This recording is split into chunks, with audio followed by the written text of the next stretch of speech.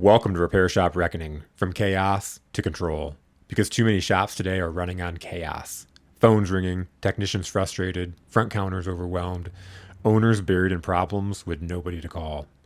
Kevin Brown has spent over 30 years in the trenches, learning how to take that chaos and turn it into control. Shop owner, operator, consultant, leader.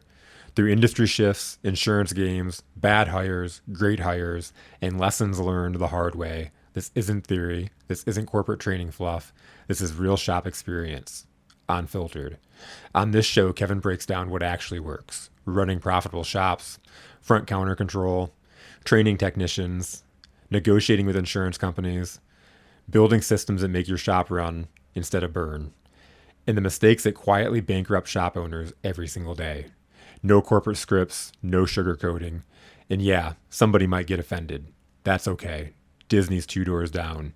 But if you want the truth about this industry, buckle up. This is Repair Shop Reckoning, from chaos to control.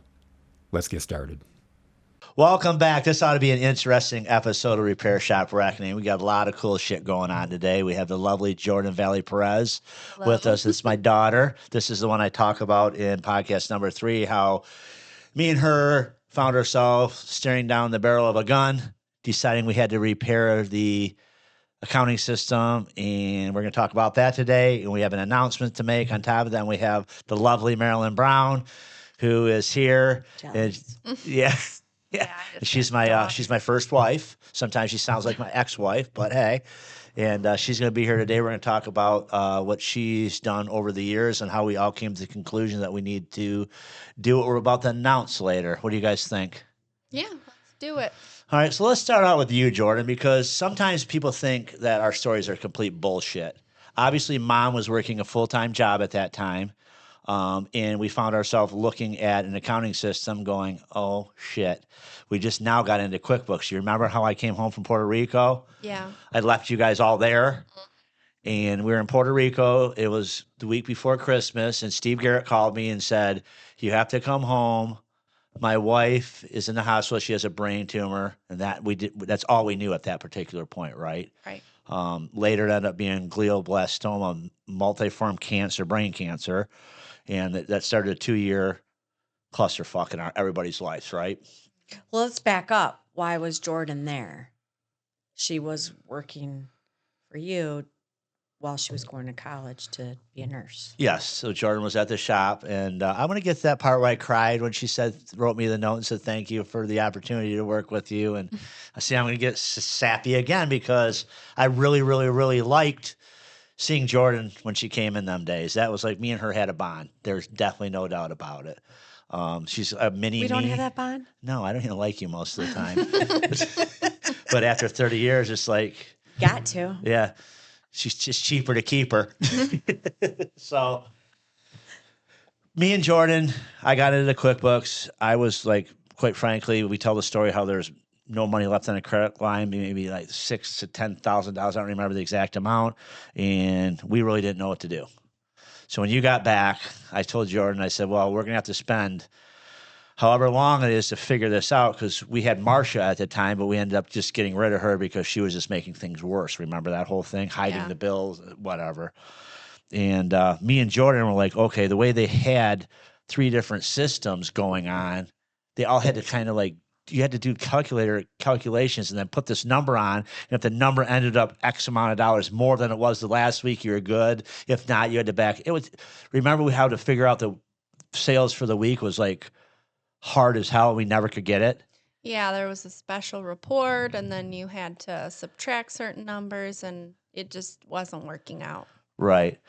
So me and Jordan started taking stuff apart piece by piece, right? We didn't know how to do sales tax. We didn't know how to do anything. No. And do you remember it? Tell me some of the things you remember going through.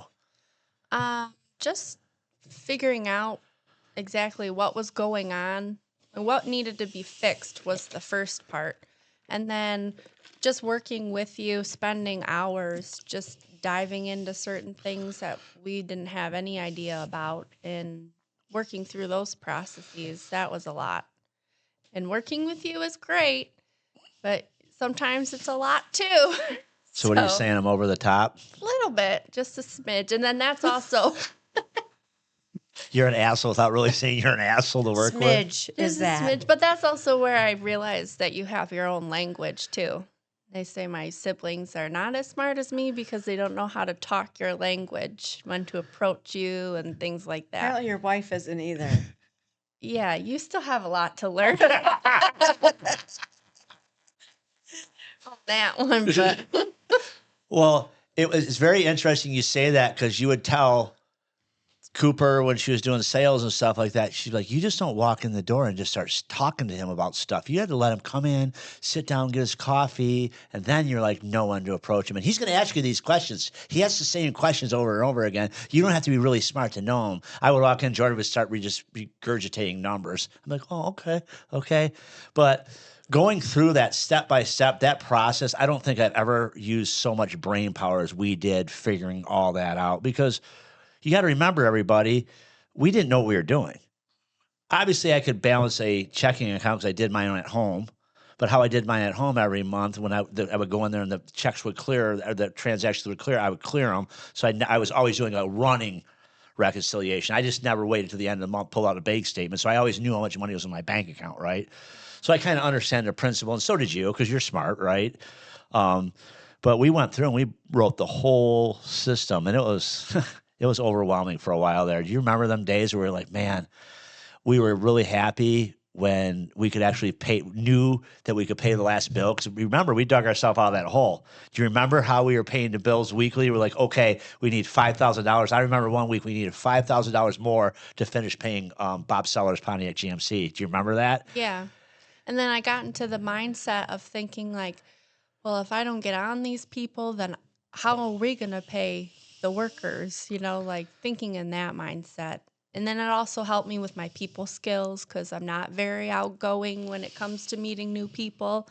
So just having those crucial conversations is helpful now for me. Yeah. So.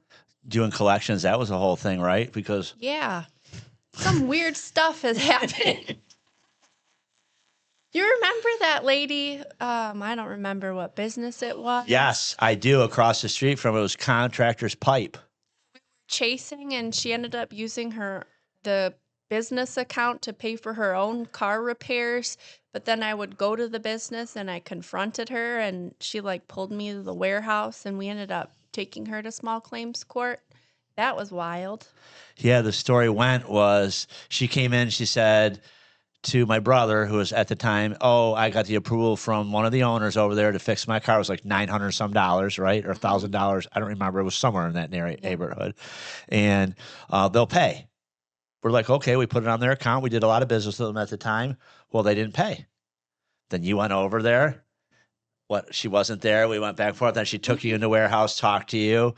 And then finally I ended up going over there, and she took me in the back room and she said, they're not paying their bills, not doing this. Well, come to find out, she was a freaking scammer. She was doing this to everybody. So we went to court, and she was crying in the room. Do you remember that? Yeah. You were with me. I was. No, yes. you had sent the letter to the company. And she took it out of the mail before they got it. And then you hand delivered the second letter telling them that you weren't going to do business anymore with them. No, that was after court. Oh. That was after court. Me and Jordan went to court, and we went to the room, the mediation room. Yeah, and then you ended up working out an agreement with her, like making a formal list, having her sign it, and saying you would come by and pay me X amount of dollars a week, and if not, then you were going to add on totals or whatever. And then she I don't remember if she paid one and never came back or what. Never paid. And then the part where Mom just talked about coming in, I said, fuck this. And I went and wrote up a letter, and I took it over, and I was going to hand it to the owner, and I handed it to the owner, and then all of a sudden all hell broke loose. He came over. He's like, what is going on? I told her. They had her arrested, I believe. He was like, she is a great employee. And I'm thinking, okay. Right up to the point where she was jacking you. Yeah. But I had written out like a historical timeline of our events and everything. Like a little thing, and gave it to him. Yeah. With all the specific dates and emails and everything. That was insane. Yeah, that was crazy. And then, we had the Shy Grossmans. He bounced a check off us. You got to remember, everybody, when we're talking about this stuff, right now, I just got thrown into running a company that I only owned probably 15% of it at that time. Okay. No accounting experience. I got thrown into the sea like, okay, we don't have enough money to pay our bills. The line of credit's backed up. And guess what? You don't even know how to write a check out of QuickBooks yet. I mean, that's how elementary you are. So like I'm at this point, Steve's MIA because he's dealing with stuff with Vicky, and me and Jordan are trying to figure out how to pay payroll. We didn't even know how to do 941s. We didn't know how to do any of this, you guys got to remember. And we were doing payroll through QuickBooks at the time, right? And we were doing that, and so $4,000 or $5,000 checks bouncing or stuff, that was life or death back then. Okay. I remember doing Shai Grossman's truck, Shai's Landscaping, $8,000 check bounces. So I'm like, I call him up. I'm like, yo, the check bounced. Oh my God, I'm so sorry. Let me give you another one. That fucking bounced. He knew exactly what he was doing. He just didn't have no money. So I just called him up and had a few choice words with him and said, listen, if this doesn't happen and this doesn't happen, well, your mom, my wife's going to come over to the house and you better give her cash. So I said a few nice things to him, maybe put a little bit of fear in him. And he got there. My wife got there. Hi. He's like, I had okay, no you can tell idea. the story. I had no idea Like a little lamb to the what you slaughter. had. Yeah, like I was the heavy. I had no idea that he had like given him a few choice words. So when I went over there thinking everything's good, he practically threw the money at me. Like he was afraid I was going to shank him or something. Yeah. Well, fuck them, right? Pay your bills, So we did that, and then we had another one, which was Emerald Pool Company. He was at the end of Welch Road, straight across into his driveway.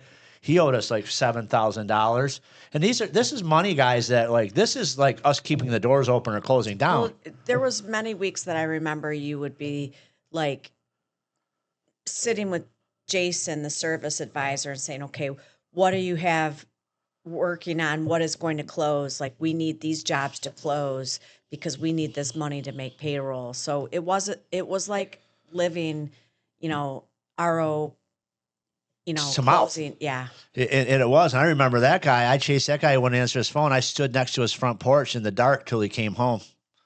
And I stepped out in front of him. I said, I want my fucking money. You're going to pay me. He said, I don't have it all. I said, give me what you fucking got. And I followed him in his house. I thought he's going to shoot me. I know he is. He opened his safe and emptied. He gave me all the money he had. I think he gave me half of it. I said, I'll be back fucking next week. And he got the rest of the money and we got paid. But I mean, that was kind of the lengths we had to go to freaking keep the doors open. And remember, guys, I didn't even own the place. Okay. Me and Jordan are sitting there struggling, going, okay, we have this due and that due and going on. And, and I would call you and ask you a lot of questions because you have an accounting background. You have an accounting degree and an HR degree and more degrees than a thermometer. Highly educated corporate lady. You were HR for a while, for a lot of years. You did a lot of different accounting type of jobs at NLB when you worked there for 35 years, right? Yep. I did AR, AP, billing, reconciled bank statements there in the beginning. And then I got an accounting degree and realized that I don't necessarily like story problems. And then finished off with getting a degree in HR. Yeah, so I would call you and ask you questions, and you would build me spreadsheets and stuff like that. Me and Jordan are going through this process, and one good thing, we learned how to use Excel, didn't we? Yes. So we're going through this whole thing, and it took a year. It was about a year, if you remember correctly, for us to actually get all this nailed down to the point where we kind of understood what was going on in the company.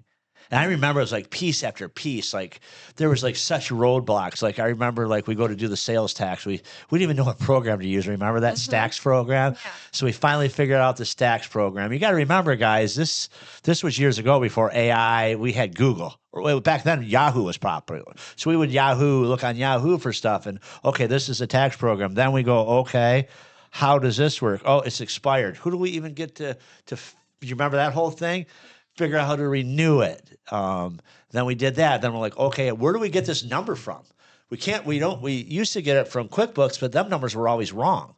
So then me and Jordan figured out, okay, the shop management program we had was a piece of shit. Remember that? We had Mitchell. Yeah. But we ended up figuring out them reports. Then we found problems with that, the way that stuff was being inputted in Mitchell. And then you got to remember too, we did not have Accounting Link. We did not have the connector. So anything that happened up front, them repair orders would come to the back desk, and Jordan and me would put them in line by line, labor lines, shop supply lines, part lines. Remember all that? Yep. Then you write a little Q on it. So, and the date. So we knew that it was in QuickBooks and we would put it away. Yep. We made 3 folders, simple. We did work in progress or stuff that we paid, credit cards in progress. What was it? Work in progress and something else. 3 little folders. Yeah. And we just tried to keep it as simple as possible. And it's still that way to this day, right? We just kind of switched up the reports and the shop management programs have gotten better. What was some of the things that really you would get done, Jordan, after we were working on this stuff? What were some of the things you were just like, man, this is crazy? Just working on the AR, I think a lot of that stuff, trying to figure out, like, we had a vendor list, so just figuring out what vendors paid up front, which ones had like net 30, net 60, that sort of thing, and then figuring out too, like, I think I made a mail template, so each Wednesday I would look at who owed us what, and then I would send it out, and I would keep sending it out. And I got a few nasty responses, like, you don't have to keep sending me the same invoices, but just trying to figure out that process too. Yeah. I don't do any of that. I know. Well, we've gotten rid of 90% of our charge accounts. Yeah, before you would send an invoice to the customer with a copy of the statement. Yeah, I don't do that. Well, at first it was mail, and then it went electronic. So then I could see the read receipts Yes. on it because of all that weird stuff that was Well, happening. if you remember, some of our vendors or customers would say, oh, I never got it. And there's one particular company that does it all the time. Well, we would put a re-receipt in. Mm-hmm. So when we send them their statements, they read it. We're like, you didn't get it. Like, you read it. You did get it. Yeah. Do you remember that? So we learned a lot of different stuff back then. And what I learned during that whole thing is we were a small business. And hear me now, guys, you can't afford to let corporations get in your back pocket for 35, 45 days when you're expected to pay all your bills in net 30. Not unless you have the bank. Not unless you have the bank account or a line of credit where you want to revolve and pull out back and forth on your line of credit. And that's not something I want to do. I kind of always believe, like, okay, if I do the job, you should pay me. Well, today it's morphed into most people have credit cards and pay with company credit cards. Yeah, but if you go to a car dealership, whatever, they don't have accounts. You know, if you're a little Joe Schmo and they go to get your car repaired, you have to pay for it in full before you pick it up. And it is what it is. Right. You know, and I've always said to you, like, you couldn't understand why people would get so upset about getting a big bill. Well, car repair is not something that you budget in. You just don't. You've got all your other important things like food, water, gas, heat in your house. Absolutely. So, you know, looking from the outside in, it's a big deal when somebody gets hit. But you're not necessarily doing home repairs or home, individual car repairs. You're doing Commercial. Yeah, and we did for a long time. We still do some personal stuff, and I like the commercial stuff because you're dealing with one fleet manager with 20 trucks versus 20 customers with 20 personalities, 20 budgets, home budgets, and stuff like that. And you're right. I mean, car expenses are something that is not budgeted in, right? I would have to say probably half of our customers are such shitty business owners that they don't even budget in truck breakdown. They literally take a truck and they run it into the ground and they bring it to us and they get a huge bill. And they're like, I can't believe my truck needs all this work. Well, the last time we seen this truck was 9 months ago. right. Or you declined X, Y, and Z. Maintenance isn't something that people think about. No, your truck will let you know when it needs maintenance. Just keep driving. Right. You know what I mean? But back to the accounting thing, Steve was always of the impression, well, we'll just let these people sign. We would give everybody an account. So we had all these house accounts, and that causes a whole nother job. Well, I think also too his generation coming up would be like, oh, you don't have money to pay for it. Well, give me your chickens then, and we'll be good to go.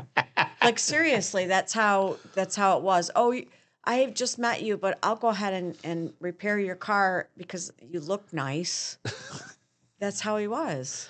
Yeah, you're right. They had a lot of people that there's a guy named Scott Szymanski that was on that list, that accounts receivable list of me and Jordan. I'm like, okay, I can remember this conversation very vividly. I was leaning back in the chair. I'm like, Jordan, how do we get money? And she's like, everybody pretty much owes money around town to you guys. And she pulled up the sheet. matter of factly like she did. And she's like, look at this. And we would go down to 30 to 60 and 60 to 90 and 90 to 120. And we're like, holy shit, there's like 40 some $1,000 or it was in that range. I'm like, there's all our money. And that's when we learned about cash flow. We had the money.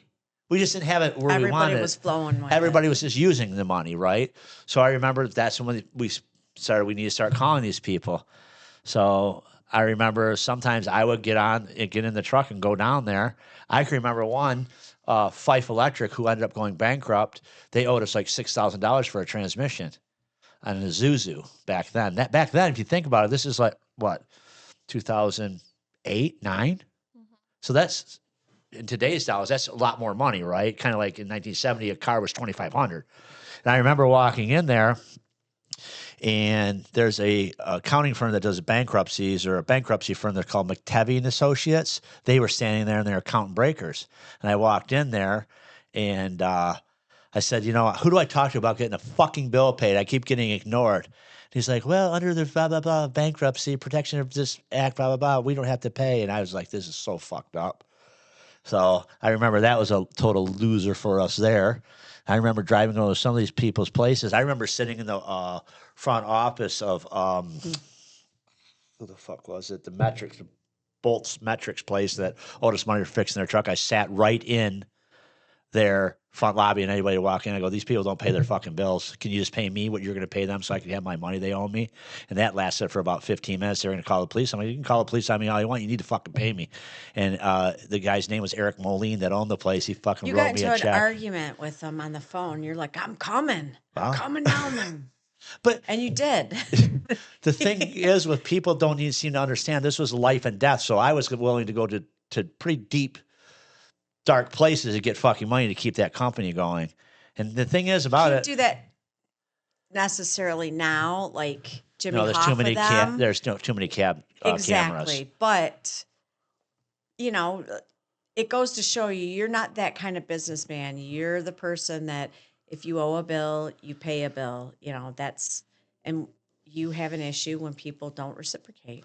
I get it. There's a guy that owned a plumbing supply that freaking dicked me out of $100 5 years ago, and about 6 months ago, we were in the Coney Island, and he was sitting there with his $50 bill on his fucking check. I walked up, took the 50. I said, now you owe me now you only owe me 50. He's like, what? I go, you fucked me out of cleaning them battery cables on your fucking truck. When I You was owe me 3 years $100 old- fucking dollars. You When owe I me was 3 $100. years I go, old, now you. I gave you 2 quarters and you didn't give me them back. You owe me a quarter now. I'm 70. I can't afford it. I don't care. You owe me a quarter. But here's the fucking thing. The way I look at it this way, I don't rip people off. So I don't No. like being ripped off. One thing I don't do is cheat people, ever. I charge for what we do. Huh? Yeah, I know. Yeah, she went on a trip and put the fucking money on the company credit card Trip.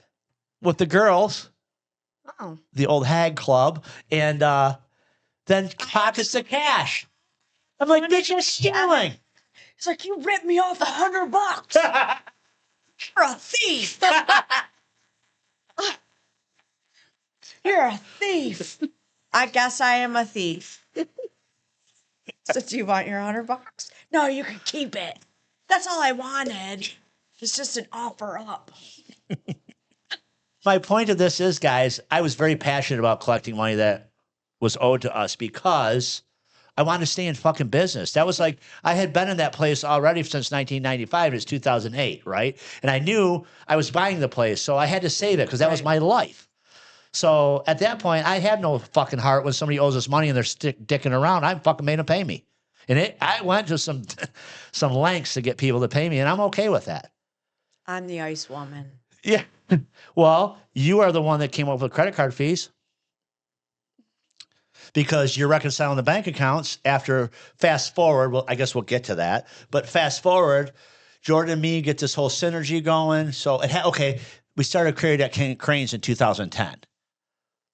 So, I don't know when Vicky would have got cancer because we started Carried at Cranes in 2010 and we had She was still working there when you did the crane company. Because remember when we went out to Las Vegas? Yep. She was fine then. Yeah. So it had to have been 2013 maybe. Whatever. It's just a number. Well, we got to say this because people are like, we have a timeline that we dug out, and the trolls start fucking hitting their little drums and everything. Like, we got him. We got him.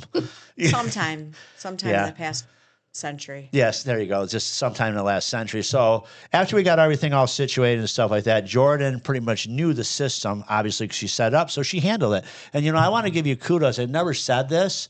When we went out to start the crane company here, because we grew it in the back corner to the point where we had to get a building here, and we got the building I showed you, it was in 2011.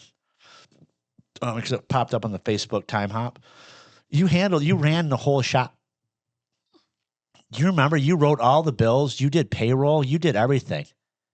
Yeah, because, I mean, that was just another extension. We had already figured a lot of stuff out. Yeah, I just want to tell you. Error. Yeah, I but you just website too. Oh, yeah. I was Remember? and I hate that thing. I didn't know much about cranes, so I was just winging it on that one. But because you were posting cranes online, and it was people would call. I think you put my phone number up on the website. Well, that's when I realized that you could hire Indians off of that one site. And I would hire like 15 Indians to go and paste ads up. And I'd hire a manager of the Indians. You got to remember, like, when I say Indians, they literally were Indians. Not like the kind of the teepee. They were the ones that freaking lived in India. But you could hire these guys for like $3 an hour off this app. I don't remember the name of the app. I'd have to look it up. But then you would hire a manager for like $6 an hour to manage them all.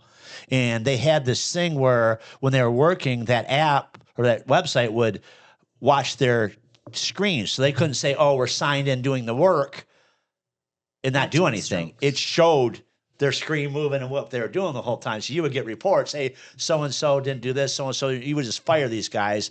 So when we started that crane site, we went after Crane Network. We did Crane Trader Online, remember? So we were doing that website, huge. And you were answering all the support calls. Yep. And doing that too. But, you know, kudos to you. You basically were how old? But when you left Garrett's to go you pursue your nursing career? I was fresh out of high school, I think. Yeah. So during high school, you were coming and running basically the back office of the system we set up. That's how simple we set it up, guys. Now it's even easier nowadays with all the connectors for the programs and stuff like that. So me and you started basically an accounting system from scratch and got it all the way to the point where you in high school could literally do this. And then when you left, baby girl decided she had to come in once a week and handle business when she shows up. Her attendance is atrocious. I'll help out where I can at home. Like, Mom, give me the bank recs. I'll help you. Or Right. whatever. I always find stuff. Right. So She does. If I can't find something, I'm like, Jordan, I need your help. I can't find it. I hate story problems. I always like how she starts out, well, okay, this is what I came on. Here is the flow. So Jordan comes and she's like, okay, Dad, I want to be a nurse. I'm like, I could pay you more than a nurse. Why don't you just stay here and work in the family business? She's like, I really want to pursue my passion of helping people. I'm like, oh. I go, you're so outgoing. This ought to be interesting. But you are a great nurse because you're like me. You're very detail oriented, right? Orientated. So, Like that. no, honey. Yeah. I don't have a stack of papers to show. You look around. So Jordan comes to me and she's like, okay, I want to go to nursing school and stuff like that. And I remember she gave me a notice and it was quite upsetting because I didn't get to see you every day. Fruit basket. So then at that point, Mom was supposed to go part-time, right? So now let's fast forward. No, I was supposed to leave NLB. And right when I was leaving it, COVID happened. So they're like, well, can you stay, help part-time, whatever. So I did that for like 5 years. Yeah, so Jordan, back up. So Jordan stayed. Jordan went to nursing school during COVID. No, but Jordan stayed at the shop working while she was going to nursing school. Yeah. Yeah. Okay, so that's where the time, I was sitting there thinking, how did you end up getting the okay. Yeah. So then when I left, or I was still doing both. You retired 3 times from the same company. I had big parties each time. And then she would get home, they would call her so.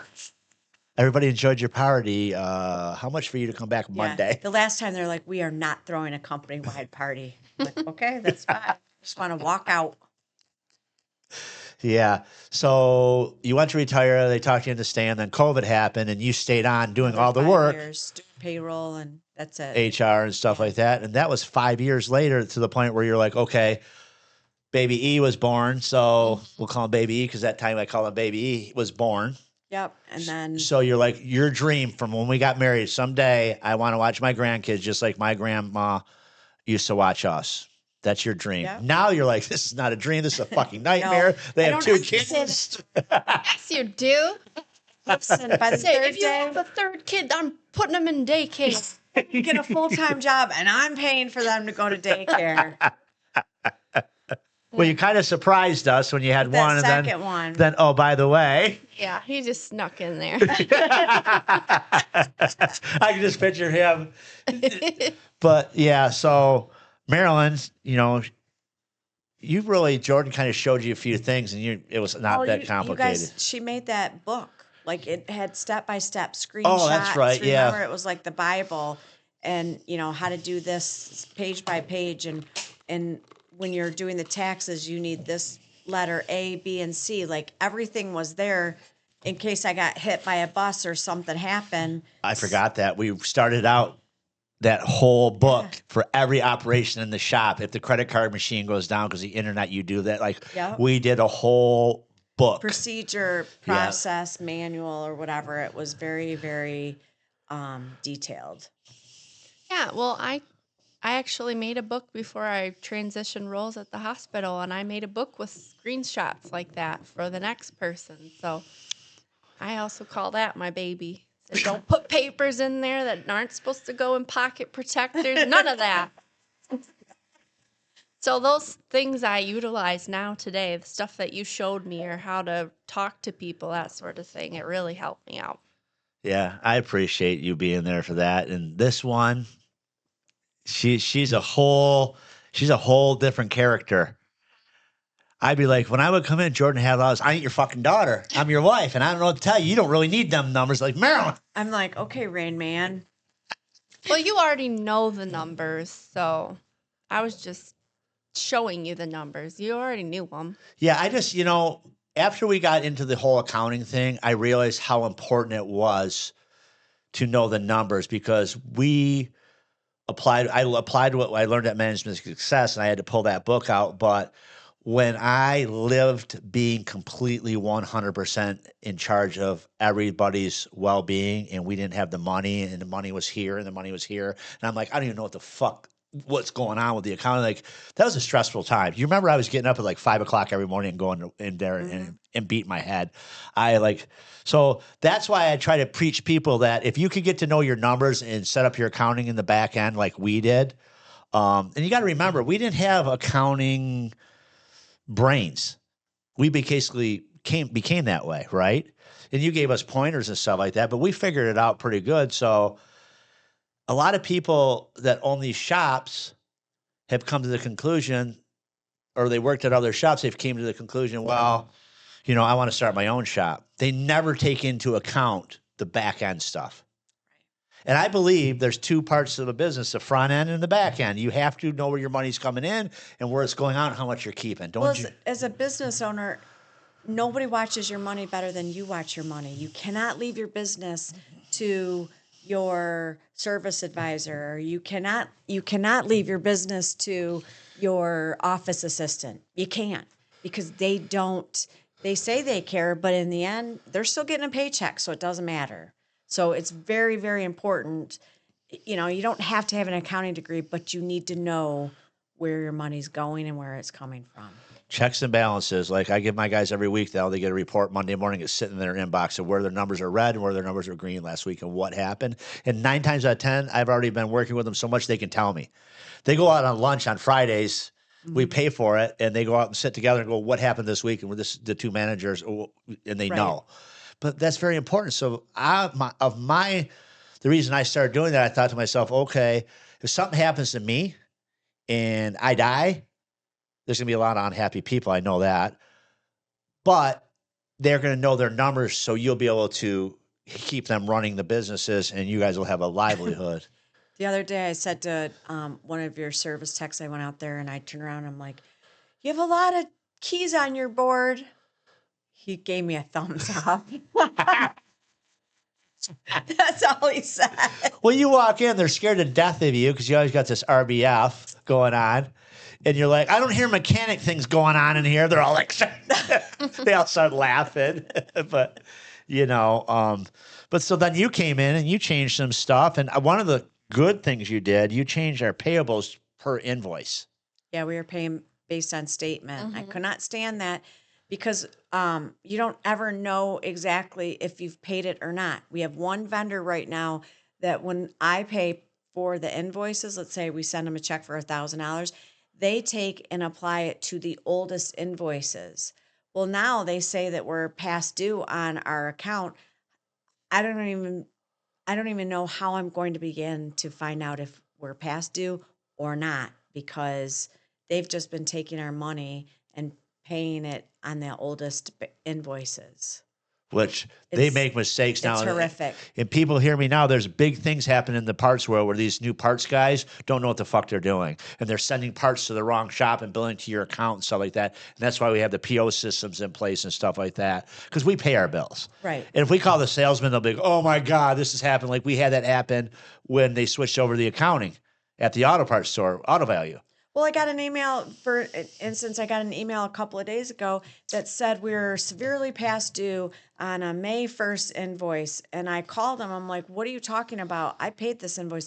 They're like, did it come from a Kay Ransley? I said, yeah. She's like, oh, that was an incorrect email, but we couldn't catch it until after it went out. So if you don't know, if you're paying per statement, I just don't think that that's a good business practice, because how are you going to back into it? You have nothing to prove that you did or didn't. Right. So if you pay per statement and they say, well, you didn't pay these, you can pull out the statements here or the invoices say, yeah, numbers I did on this check. here on this check. And it's getting so elementary out there, guys. We had to actually write an AI. I did to Marilyn grabs all the credits and all the invoice amounts and numbers, and she drops them into the GPT, and it says, okay, we're giving you a check for $1,000 for these 10 invoices, and we had $200 worth of credits, so we're giving you a check for $800, and here's where we want you to apply them. Yeah, because QuickBooks is weird when let's say you're paying a vendor and you're paying them 50 invoices, including credits.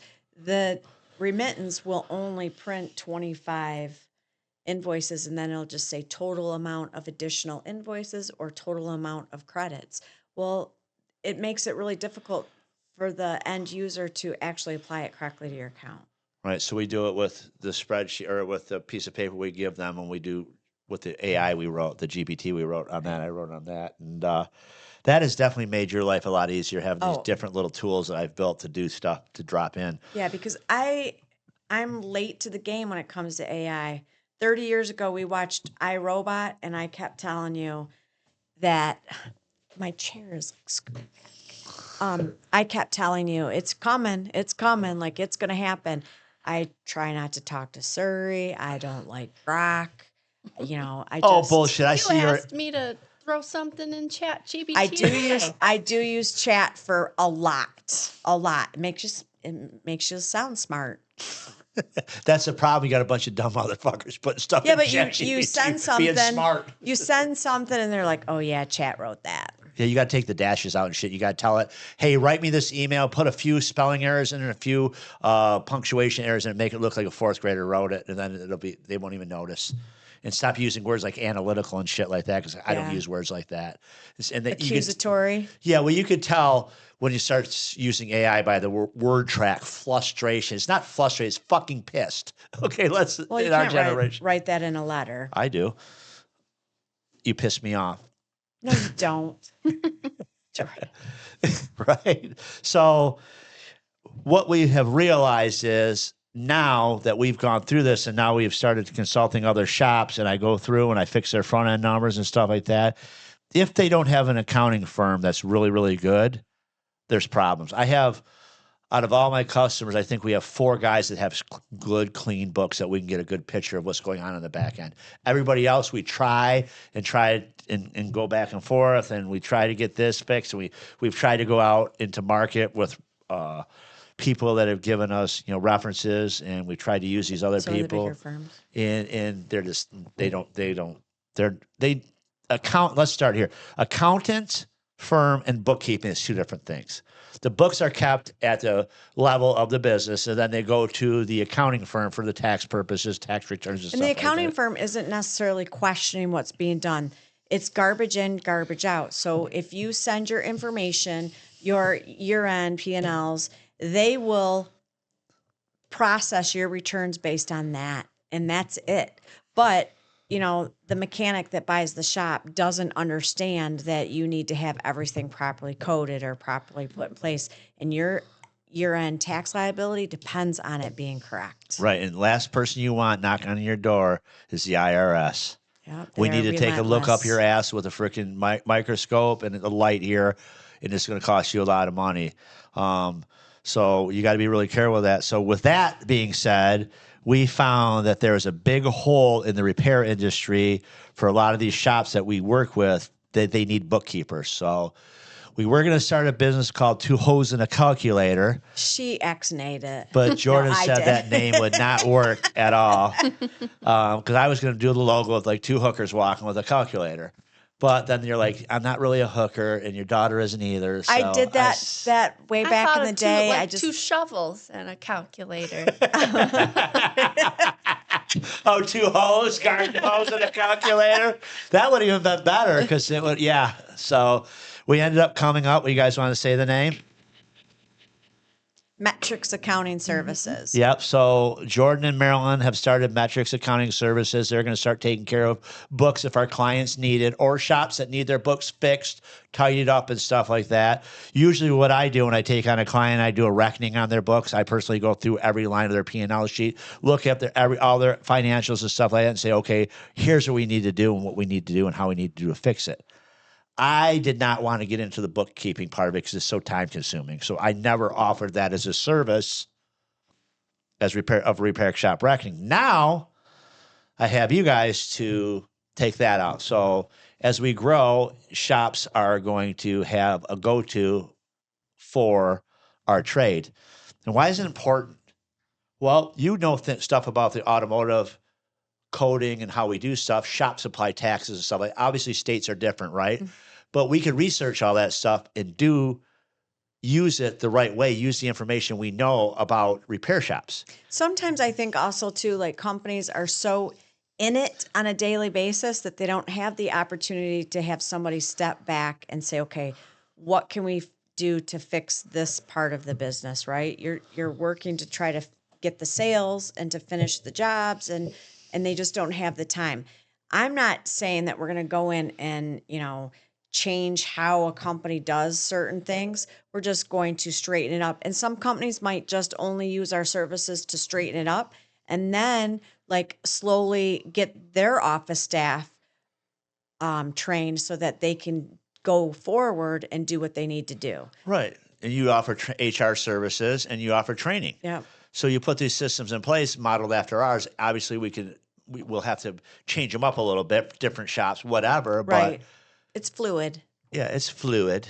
Yeah, we don't want to frustrate anybody. We'll circle back later. We'll circle back on them. Yeah. And if somebody says what's the other keyword? Empower. We're going to empower people. Empower. I fucking hate that. Yeah, I can't. Yeah, it's just this new world is such fucking babies nowadays. It's ridiculous. But, I think it's important for people to understand, for you guys to understand. I've talked to you guys in depth about this. Some of these people don't even have QuickBooks. Right. They're using actual Nothing. paper. Nothing. Some of them have nothing. You could ask these guys, hey, what is your net? What is your P&L sheet? What's a P&L? Who's that? They don't even have a P&L sheet. They don't even have QuickBooks. Sometimes these guys just give it all to their accountant, and their accountant gives them an income statement. And if they're cash basis or accrual basis, like there's so many different things going on that I'm not even going to begin to talk about. You get minds like Maria, our accountant. I mean, we have how many companies? So we have a middle of the year tax and planning. she has, like, even when she's talking to me, she's talking so fast. I'm like, whoa, whoa. And I'm not saying I'm like the end all be all. There's plenty of people out there that can do the accounting. Like, I have questions now that I even go back and ask this person that I used to work with, and I haven't worked with her in years. And I'm like, okay, I need your help. Like, she taught me a ton of stuff. So it's not like you learn everything when you go to college. You don't. You No. don't. Practical application Yep. is on the job training. Yep. Okay, because you know it as a nurse, like some of the things they told you to do, you're like, if I fucking do that, this is going to cause a mess. I have to improvise and do it this way. No, you don't improvise when you're a nurse, do Well, you? I didn't know how to be a nurse until I started my job because it's so different from school. Thank you. Yeah, Mm-hmm. exactly. So you don't even know how to apply the stuff they teach you in the book. And it's no Yeah. different when I went to college and they're freaking teaching us how to work on 471 Detroit's and 6V71s. And I go out there in the workplace and there's freaking 855 There's nothing Cummins like and that. there's no freaking two-stroke Detroit's. I went to I look like Travolta. Oh, when I what was the in fuck school, is I this? took a taxation class. Literally, the guy said that we spent, $600 on the tax book, and it looked like a Bible. He's like, I don't even know why you had to buy it, because by the end of this class in 12 weeks, it's going to be outdated. Yeah, you can't outcrook the crooks. They fucking keep writing these tax laws to their benefit. And the thing is, not everybody has a Kevin. Like, okay, Steve had a Kevin. Mm-hmm. And I remember Steve going, I don't know nothing about accounting. I'm like, that's fucking two of us. He's like, well, I can't do it, so you're going to have to figure it out. He literally told me that. Just like he told me you're going to, when I die, you're going to have to tell everybody what my will says. And you did. Yeah, and it's not my fucking problem. I'll be dead. I'm like, gee, thanks, But I think, this is a good opportunity for a lot of people. Reach out to us, and get you in touch with these lovely ladies. I don't know how they'd even do a TikTok because how exciting they look at this bookwork. we won't because I don't use TikTok. You don't? God, you're missing so much.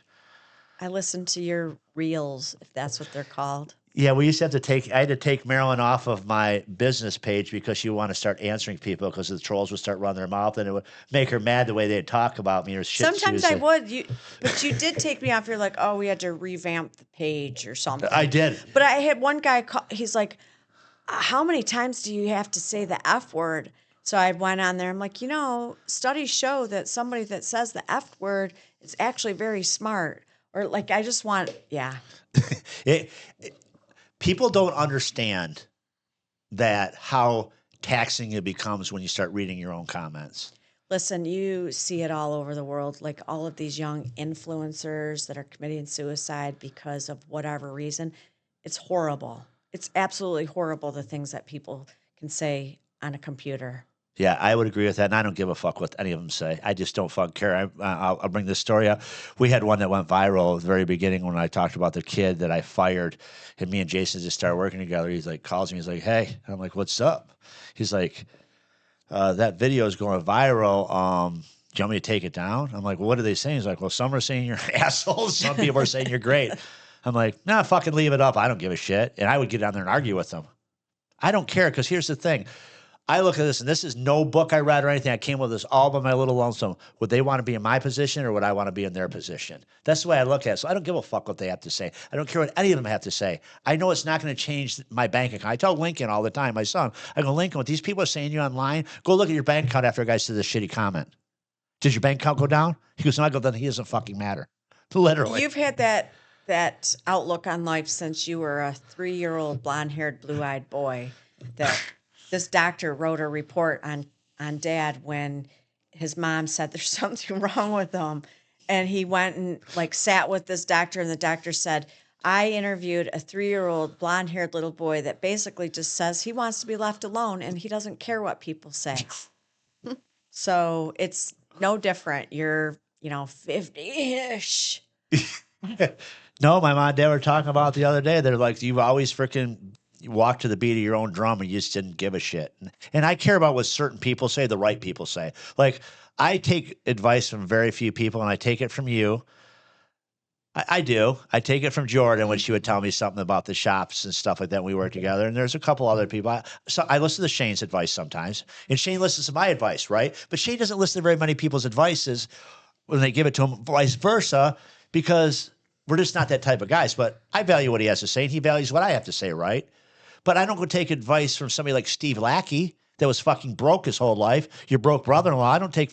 I remember we went to buy his furniture, him and Terry's furniture. They're broke over there on Squire Street. And I'm giving him $700, and he's like, I had to sell this furniture so we could pay the art band off because it's so far behind.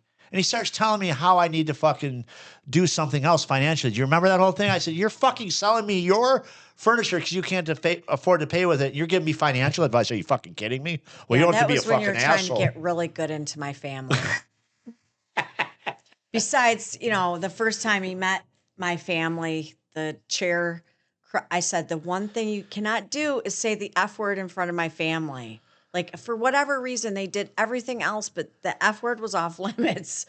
But so he sits down, and the chair like buckles under his small physique, and it crushed his thumb, and he screams out the top of his lungs.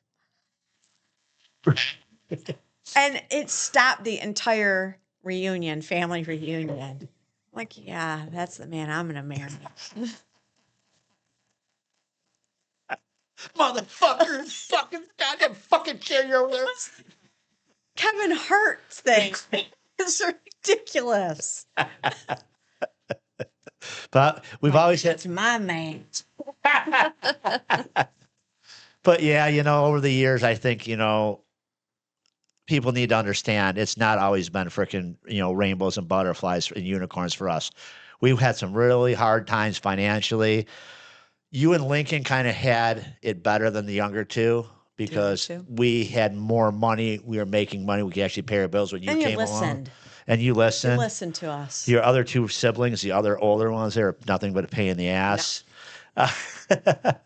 But, then we got Lincoln, So people, you have to understand something. What I think the young generations right now are missing, they're not doing their time in the trenches. You cannot walk onto the football field and be the coach. You have to learn how to play football first. Listen, did you see the news today? University of Michigan is not going to give grades for their students. I read this before, but I believe it's just for their freshman students. They're not going to be giving grades because they care about their students' mental health. This is the way our world's going. We can't tell somebody you're doing it wrong. Yep. You can't tell somebody that because it'll make them sad. Like, what in the fuck is this world coming to? What did I put on that post? Oh, they need to put up the lactation stations for these students then. Titty babies. No, it's serious. Well, it's horrible. It's horrible that they think that they're going to not grade a child. They just went through 12 years of being graded, and then all of a sudden they're not going to have to do that in college. You require me to take math, science, English again after doing it my entire 12 years. You're not going to give me a grade? Right. Do you remember, I remember, one of my favorite things to all of our kids, don't be a little bitch. Don't cry, not calling the girls bitches, don't be a little bitch. I remember one time Bo was saying something to you, and he was doing something in high school, and I'm like, don't be a fucking bitch, Bo. Just do it. And he's like, do you hear what Dad said? And he's like, yeah, don't be a bitch, Bo. You don't need to be a bitch, Bo. I remember that's how we raised our kids, right, is what I'm getting at. We didn't go, oh, really? Did the teacher do this? Let's go talk to that teacher. That teacher's bad. We'd be like, what the fuck did you do? Let's face it, we knew our kids had certain personality traits that we didn't like, right? So we're like, oh, my God, we can't stand dealing with his bullshit at home. How do you think a teacher play? Right. So we would be more on the teacher side. Now when you talk to teachers, the parents come in here, and they actually have cartoons about it. In the 50s, 60s, and 70s, the parents are pointing at the little kid, the teacher's standing over here at the conference right now. Now it's changed with the little kid sitting there smiling and the parents yelling at the teacher. Because nobody freaking makes their kids toe the line. That's why I like that your husband and you are very strict. All my kids are strict on their kids, except for Bo. Bo's of gentle parenter, and we were like, dude, this is going to bite you. Regardless of what, it's going to bite you in the butt. It just gentle parenting does not work. People need boundaries. Employees need boundaries. Kids need boundaries. Everybody needs boundaries. And I get it. You're not sitting there going off on your employees, maffing them all day long where it makes you sick to want to go into work. That's not what we're saying. No. But there's rules put in place because of certain things, and people need that. It's a free-for-all. The prisoners are running the asylum, not the employers. And you know what? All of our employees are happy. We don't. I don't At ever. least they don't. They're afraid to say it. Yeah, well, they'll get beat. We know that. He's looking. Don't say that. We'll have him on the podcast. Look at him. You should say this. No, but no, they're all happy. Like I went there today. I wasn't there last week. They're like, man, where were you last week? It was quiet. It was lonely. Because I go around bullshit with them all and stuff like that. I have a good rapport with people. And the one thing that I find very interesting, and we got to wrap this up, is a lot of the people that I do consulting with, their employees are treated very well and they don't have employee problems.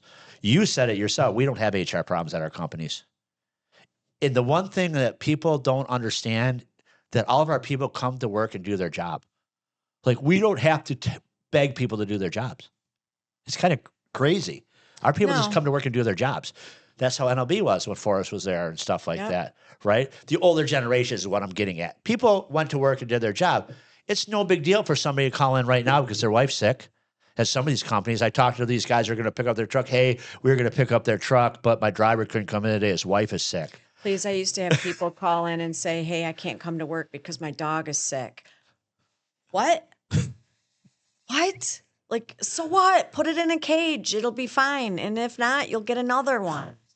You sound more fucking cold than me now. Well, it got to a point. It was like, I just can't think of, you can't think this stuff up. No, it's crazy. And, that's the world we live in. So, guys, I think that, everybody needs to treat their people well and, and have the right people in place, right? And, if you guys want to reach out to these lovely young ladies, just you can hit me on a PM on any of the platforms, Instagram, YouTube, Facebook, TikTok, YouTube. I said that. I'll say it again.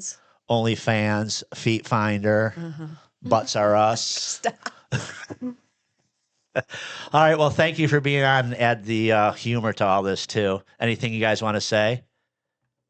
Thanks for having us. All right. The check can be made out to Repair Shop Reckoning. No. What? What check? The one from me having you. Oh, yeah, I'm good. Well, where's my check for letting you have me as a child? Well, I don't remember you ever asking consent, so I don't know you shit. Damn. I like these people that are suing their parents because they never had consent. You never asked me if I wanted to be born. You ever hear that assholes? I could take care of that pretty quick.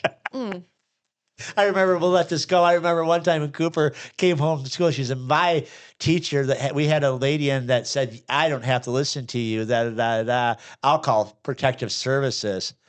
You whip the freaking blazer over the side of the road. You're like, get out. She's like, what? You're like, get out and start walking home. I don't want to abuse you. I'm not getting out. You're like, sit there. I took a lot. And then when it was like over the hill, it was on. It was on. Yeah, it still is with your kids. You put up with it to a certain extent. Then when Marilyn does her demon voice, listen to me. I'm like, oh, Satan's popping out. She gets a really deep voice when she gets mad. I bring it out of her quite a bit. I mean, we still fight after going to be 30 years this year. We still go. Jordan's always like, all right, I'm going to let you go. We start arguing in the car. Yeah, that's my exit cue. Gotta go. You say some, Mom, I was like, you say some stupid shit. All right. Thanks for watching. Thank you. All right. Have a good day, peeps. Bye-bye. Bye. All right, that's going to do it for this episode of Repair Shop Reckoning. If this helped you, please make sure to subscribe so you don't miss what's coming next. We drop real conversations, real systems, and real solutions every week. We'll see you back here next time on Repair Shop Reckoning.